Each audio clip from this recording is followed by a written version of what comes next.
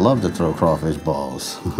My house is set up for it. We actually built the backyard to entertain outside. I think of myself as a pretty good baller. I got it down pat, and everybody loves it when they come over, and I don't ever have none left, so I must be doing a pretty good job with it. My family and friends come over. My mom, my uncle, grandbabies. We talk about trips and camping and fishing trips and, so on and so forth. And we start looking through them with old memories and all. And it was kind of a wake-up call, because every picture of me holding up a fish with a cigarette in my mouth. Picture of me working on something, cigarette in my hand.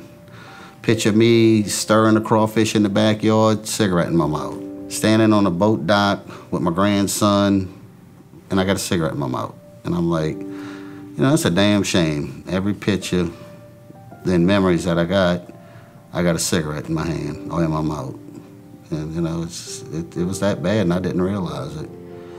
It bothered me that my husband was a heavy smoker for a long time.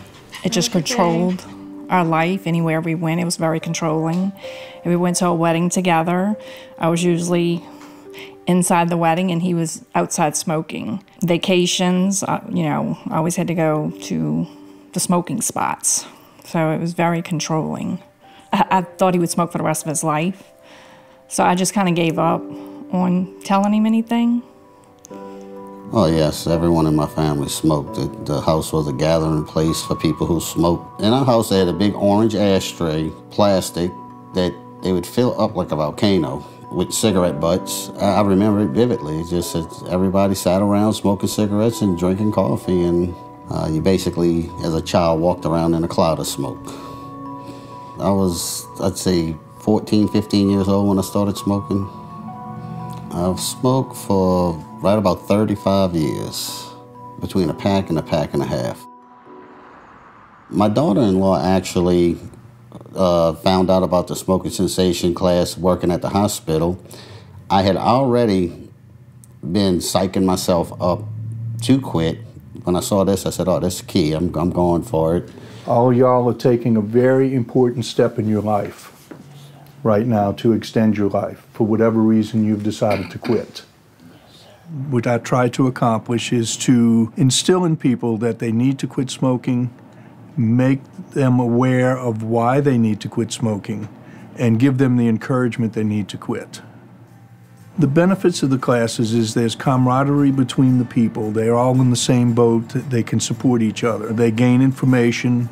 They learn from each other. How many people smoke because they want to relieve stress? Okay.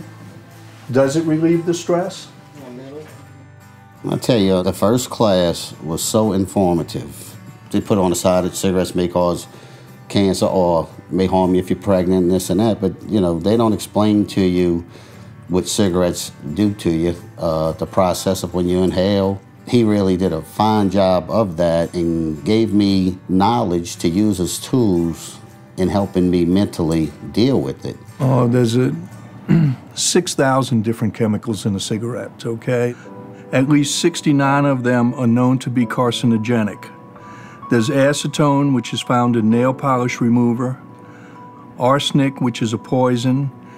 There's ammonia, found in toilet cleaners, butane, which is used in your cigarette lighters. And every time you inhale a cigarette, all of this is going into your lungs and directly into your bloodstream.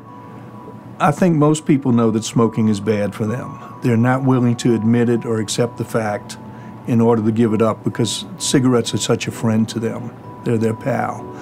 But I think everybody does realize smoking's not good for them. I actually tried quitting in the past unsuccessfully, and actually made it about 8.5 months one time and wanted a cigarette every minute of every day, and figured I'd just smoke one night for the hell of it, and that was it.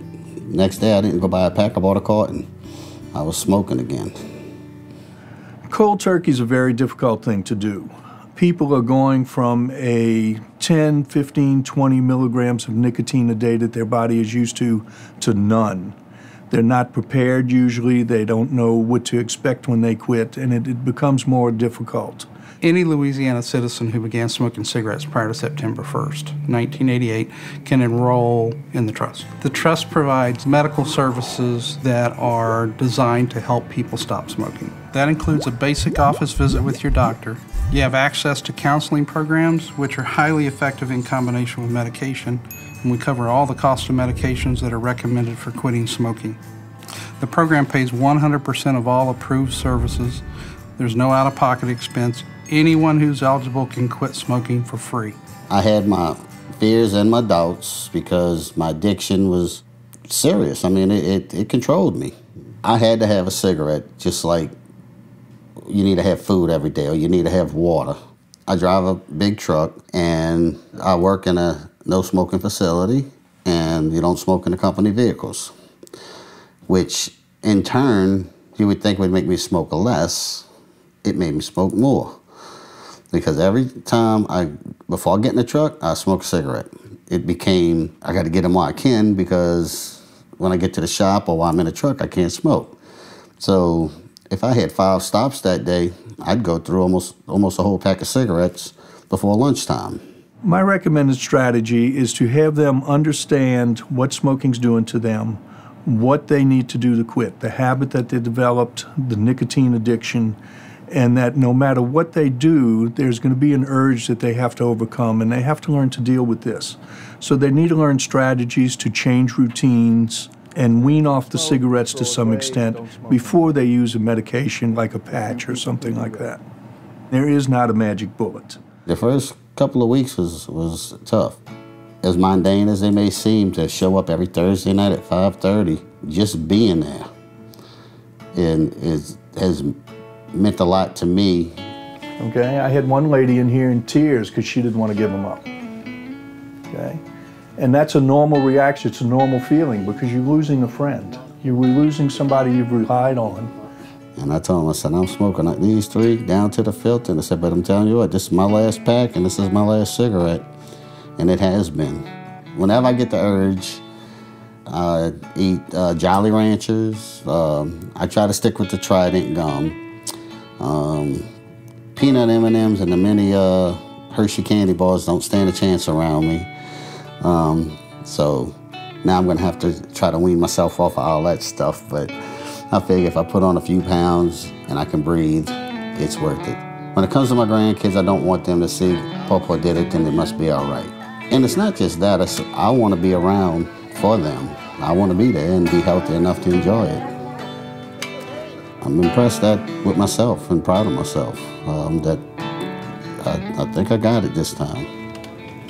And I totally give the credit to the class. If it wasn't for the class, I don't think I'd be talking to y'all right now, and I'd probably be sitting on my back patio smoking a cigarette.